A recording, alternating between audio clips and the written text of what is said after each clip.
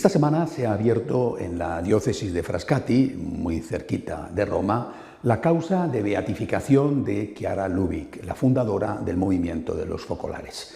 Me hubiera gustado referirme a ello en la meditación sobre la actualidad de la semana pasada, pero realmente no pude hacerlo, aunque en nuestro noticiario ya anticipamos la información. Sin embargo, urgía comentar lo que estaba pasando en este congreso para representantes de movimientos con vista a la preparación del próximo sínodo.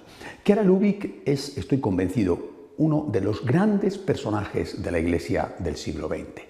Menos conocida que otros, un San Juan Pablo II, San José María Escrivá, la Beata Teresa de Calcuta. Eso no significa que sea una desconocida, pero ciertamente menos conocida para el gran público. Sin embargo, su influencia de tipo espiritual, no solo a través del movimiento que ya fundó los focolarinos, es extraordinaria, y estoy convencido de que será cada vez más importante, más intensa. La experiencia espiritual de Chiara Lubich surge, por supuesto, desde su bautismo, desde su relación personal con Dios, pero sobre todo en ese contexto de la Segunda Guerra Mundial, cuando su ciudad, Trento, estaba siendo intensamente bombardeada por los alemanes para impedir el avance hacia el norte de los norteamericanos que ya habían desembarcado en Italia.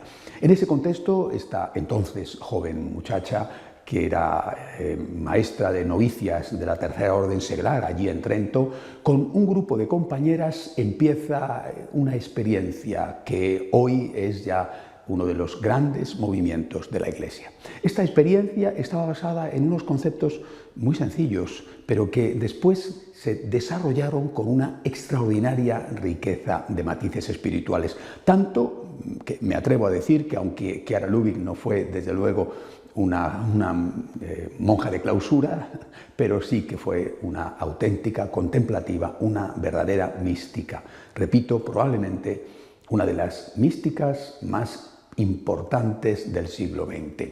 Ella parte de un concepto: Dios existe y Dios es amor. Punto de partida, repito, elemental, sencillo, básico, que cualquier católico tiene que tener. Dios existe, Dios es amor. Y esto fue tan importante en todos los momentos de su vida. En aquel momento inicial, cuando, según ella cuenta, caían las bombas y buscábamos algo que las bombas no pudieran destruir, una casa, un afecto, un trabajo, todo se lo podía llevar la guerra. Y sin embargo, había algo que permanecía y que las bombas no podían acabar con ello: el amor de Dios por nosotros. Dios existe y Dios es amor. Fue tan fuerte esta fe y esta experiencia del amor de Dios que en una ocasión Chiara Lubich dijo que ella quisiera que cuando muriera en su tumba apareciera esa frase que está en la primera carta de San Juan: nosotros hemos conocido y creído en el amor de Dios. Dios existe y Dios es amor. Y ese amor de Dios, para ella y para sus compañeras, se hacía experiencia. Se hacía experiencia porque tocaban la presencia del Señor en medio de los discípulos, cuando había entre esos discípulos el amor recíproco, tal y como Cristo había prometido en Mateo 18:20, donde 2 o 3 están unidos en mi nombre, allí estoy yo en medio de ellos. El Cristo al cual se toca, el Cristo que vuelve a llenar de fuego, de entusiasmo tu corazón, como ocurrió con los discípulos que huían camino de Emaús. Pero otras veces no había experiencia, lo que había era dolor, lo que había era fe.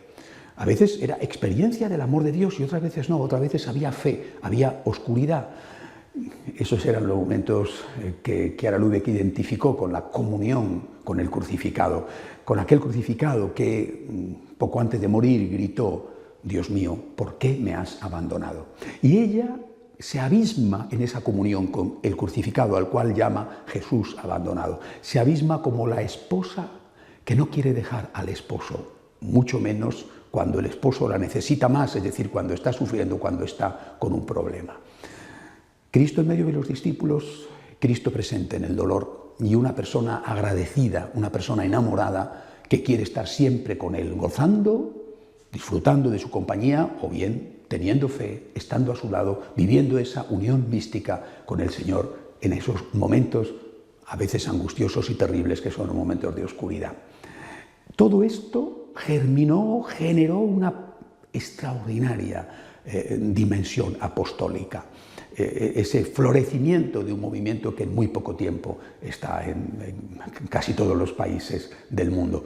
Y eso fue posible también porque descubrieron otra cosa, eso que el Señor dice en lo que se llama el Testamento de Jesús, poco antes de dejar el cenáculo para salir hacia el huerto de los olivos, cuando habla al Padre y dice delante de sus discípulos: Padre, que sean uno, como tú y yo somos uno, para que el mundo crea.